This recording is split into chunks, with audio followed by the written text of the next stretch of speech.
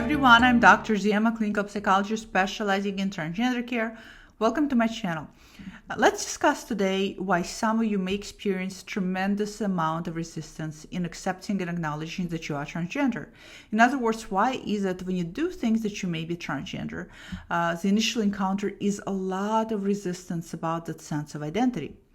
This video is also going to be really good for anybody in your life, maybe friends, family, co-workers, that are countering your sense of gender identity with an idea that you are maybe following a trend, or maybe you are just jumping on the latest hype, or maybe you are just not thinking about it clearly, maybe you just haven't thought it through. So this video is going to be really good for them to watch as well. So let's discuss why either that some of you experience a lot of resistance. First of all, resistance is going to manifest different for all of you, because all of you are very individualistic. For some of you, resistance is going to manifest as self-sabotaging behavior. You're going to engage in some kind of avoidance. Perhaps you're going to avoid seeking a therapist in order to affirm that you do struggle with gender dysphoria. Or perhaps you're going to avoid going to a doctor and discussing all of your options. Or maybe you avoid looking into what transition may entail. For other of you, the sabotaging behavior may be in unhealthy coping ways. For example, maybe drinking, maybe excessive working, maybe some kind of activities that you overly excessively engage in order not to think about your gender. For others, it's going to be a lot of other self-sabotaging behavior. For some of you, the resistance may manifest as a nagging voice in the back of your head that is constantly telling you, you're not transgender, you're not transgender, you're not transgender. Or coming up with all of these avenues, you're not transgender because remember you did this and this, or you're not transgender because remember you engaged in this or that. So kind of like a devil's advocate inside of your head. And for others of you, that voice is going to be telling you that you can be transgender. That's just crazy. That's just a crazy idea. So there's a lot of other ways resistance is going to manifest for you. And if I haven't mentioned some other way, comment below, let us all know. So why is it that we tend to experience initial sense of resistance? Where is it coming from? And why is it in a place? Well, it's there. And it's there, and I'm going to tell you that it's there because it's part of the process, and it's natural, and it's healthy, and it's needed. Resistance is going to be there because all of you are adults. All of you are mature, intelligent, and resourceful adults. All of you have been living your life. All of you are able to take care of yourself. And as mature adults, you also are not stupid. You're not dumb. You're not ignorant. You're not, well, at least not ignorant, because we're all ignorant towards some subject, but you're not ignorant toward perhaps what transition entails. You're also not somebody who is just in complete denial. As a result, you understand what transition entails. You may not know all of the steps, but you do know that at least transition may entail some elements of social transition, coming out, sharing who you are with others. You also may know that it may entail medical transition, perhaps going on hormones if that's for you. You may also understand that it may include surgeries if that's something you desire to do. With that understanding also comes even broader understanding that the world that we live in right now by far struggles to accept, struggles to affirm, struggles to embrace transgender identity. So with that understanding, you know that the minute you decide to transition, you're going to be in opposition to that worldview that predominates today. And as mature adult, knowing all of this, everything I just said, you have an understanding that transition is not a walk in the park. You have an understanding that it's not comes to you packaged with a bow on top. You have an understanding that it is packaged, but it's packaged perhaps with potential spikes on the outside because you know it will come with challenges.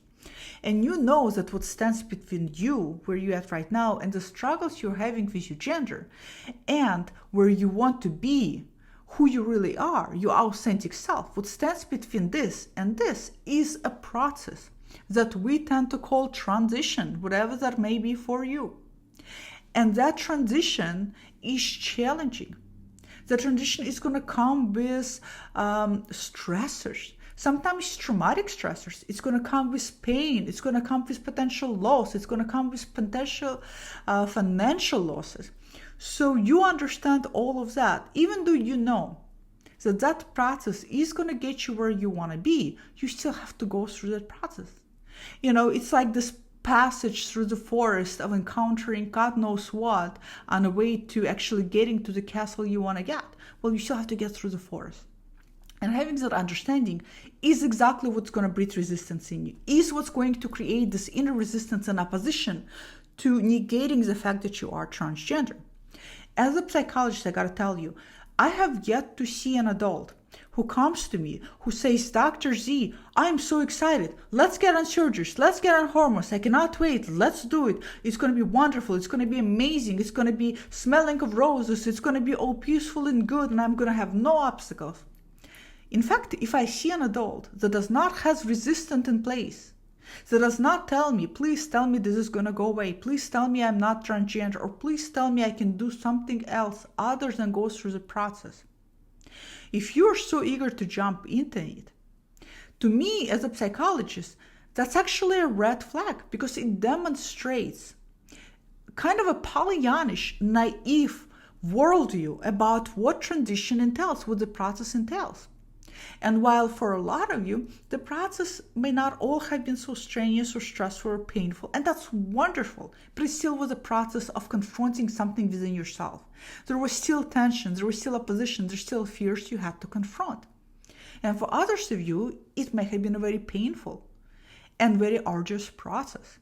So when I see a person that does not have resistance, again, that's a red flag, that there's naiveness, there's there's actually a divorce from the current reality of what transition is in today's culture, in today's society, in today's world. And when I see such a big divorce from reality, to me, that's a problem.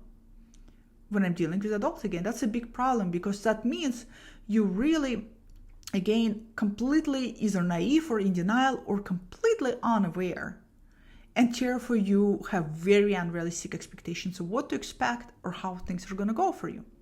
So resistance is very normal and very healthy. In fact, all of those people in your life, friends, family, otherwise, who think that transition is a walk in the park, who think it's a fad, who think that you're just jumping on a bandwagon, I would say that they're also divorced from the reality of what the transition process entails, and they're lacking the knowledge and understanding how challenging it is, how difficult it is, and what the elements of transition are, and how costly it is. Once a person has that understanding, they know that nobody just willingly jumps into it. They understand that an adult has had a lot of time to think and ponder it. And in fact, a lot of you know this, by the time you had decided to transition, whatever that again may be for you, because it's very individualistic, you know that by the time you decided, you have tried everything. I know that a lot of you have tried so many things to deal with gender dysphoria. Things that may have included unhealthy coping mechanisms, unhealthy behaviors, a lot of self-harming behaviors. You notice, all of you watching this know you've engaged in a lot of things in order to not go through the process. So those of you who are watching this and wonder, why am I experiencing a lot of resistance about identifying or embracing transgender identity? Well, this is why. This is why, for all of the reasons I just said. And it's natural, and it's normal, and it's healthy to have that resistance. That resistance is going to help you set realistic expectations. It also tells me that you are pretty aware about what that process might entail. Now, I don't want that resistance to be a hindrance or something that an obstacle or presents a big block of fear in front of you so that you can't even move forward, because with every process, even though for some of you it may be very painful, you know you also gain a lot of growth, a lot of self-acceptance, a lot of confidence, a lot of self-affirmation, and that's priceless in comparison to struggling with gender dysphoria. So comment below, let me know if you struggled with this resistance, how does it manifest in your life? What did you do to overcome this resistance? And if you're struggling with resistance right now, what do you do to cope with it? So comment below, let me know. Love reading all of your comments, and I'll see you all next time. Bye.